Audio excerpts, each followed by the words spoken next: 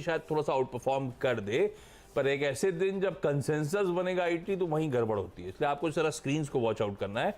4 IT stocks ले रहा हूँ, इसके अलावा पहले तो ऐसा दिन भी था, हो सकता था 10 के 10 ले लूं, लेकिन ऐसा करा नहीं है मैंने, बाकी मिक्स रखा है।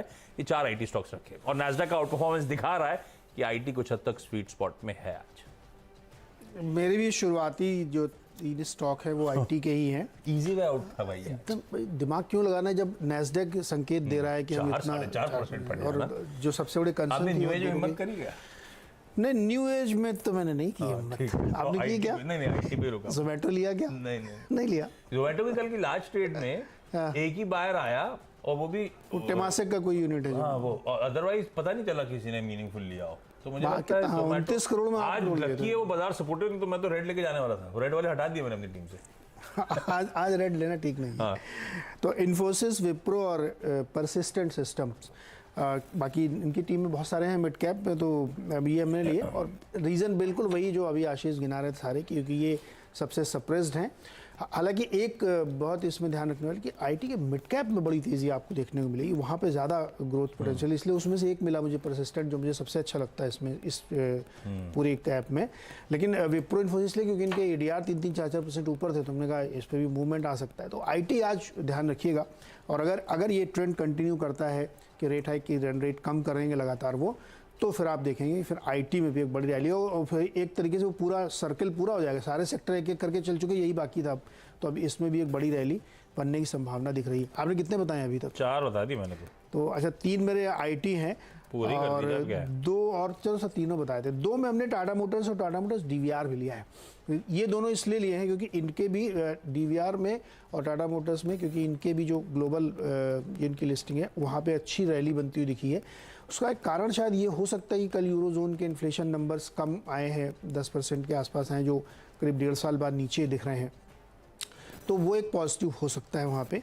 तो सिर्फ एक इस वजह से, क्योंकि एडीआर में तेजी है, तो टाटा मोटर्स और डीवीआर उसका ले लें। और 6th स्टॉक हमने लिया है ऑयल इंडिया।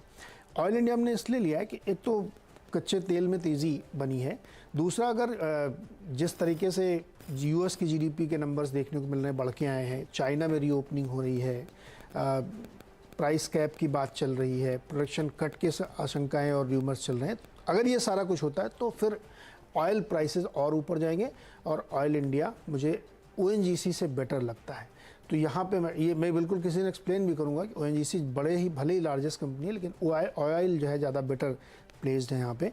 तो ऑयल इंडिया लिए उसका एक बड़ा कारण है कि नुमालीगढ़ रिफाइनरी का इनको ज़बरदस्त फ़ायदा होता है, क्योंकि वो मार्जिन हमेशा उनके इम्प्रूव्ड होते हैं, क्योंकि गवर्नमेंट की तरफ से सपोर्ट मिलता है।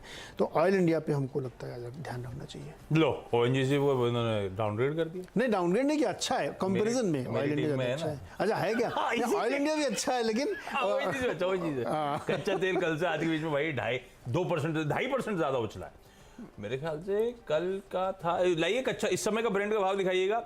84.8 पे छोड़ा हमने कल 3:30 बजे, और इस समय मेरे ख्याल से 87 के बियॉन्ड कामकाज करता हुआ। तो क्रूड का प्ले ओएनजीसी रख दीजिए स्क्रीन पर।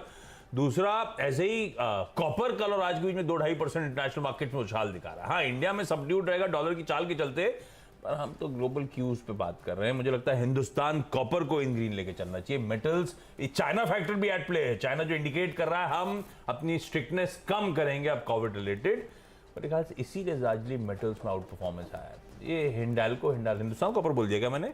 सॉरी, हिंदुस्तान कॉपर नहीं, हिंडाल्को। ओएनजीसी और हिंडाल्को, एक क्रूड प्ले, एक मेटल्स प्ले के तौर पे आपकी